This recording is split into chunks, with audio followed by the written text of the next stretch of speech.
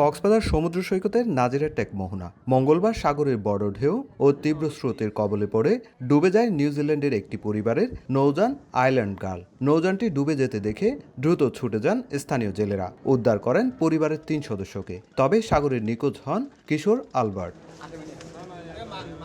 Island guard ছিল আধুনিক নকশায় তৈরি একটি নৌযান। দীর্ঘ সমুদ্র যাত্রার উপযোগী করে নির্মিত এই নৌযানে ছিল শীততাপ নিয়ন্ত্রিত কক্ষ, ফ্রিজ, রান্নাঘর সহ নানা সুবিধা। নৌযানটি নির্মাণে ব্যয় হয়েছে কোটি টাকা। দুর্ঘটনার পর উদ্ধার করে আইল্যান্ড গার্লকে রাখা হয়েছে বাকখালী নদীর মোহনায়।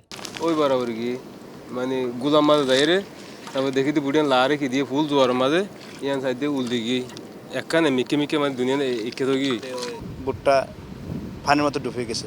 ডুবে যাওয়ার সাথে সাথে দেখতেছে আমাদের এখানে জনগণ দেখে চিকিরাচ্ছে। আমরা আমাদের জেলে পরিবার আছে, আমাদের জেলে সদস্যকে নিয়ে আমরা ট্রলার ফাটাইয়া তাদেরকে উদ্ধার করলাম।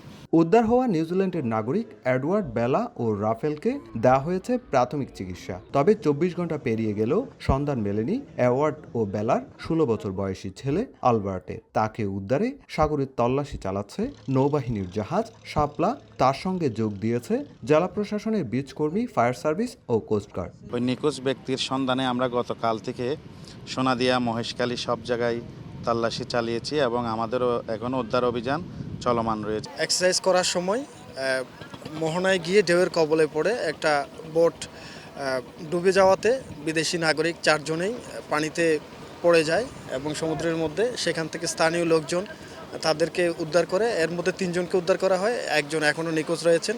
প্রায় 2.5 বছর ধরে কক্সবাজার ও আশপাশের উপকূলে অবস্থান করছিলেন নিউজিল্যান্ডের পরিবারটি। নৌযানে করে ঘুরছেন সমুদ্র ও নদীপথে। এর আগে গত 8 এপ্রিল সোনাদিয়ার মোহনায় ডাকাতির কবলেও পড়েছিলেন তারা। পরে কোস্টগার্ড মালামাল সহ তাদের উদ্ধার করে। সুজাউদ্দিন রুবেল, সময় সংবাদ, কক্সবাজার।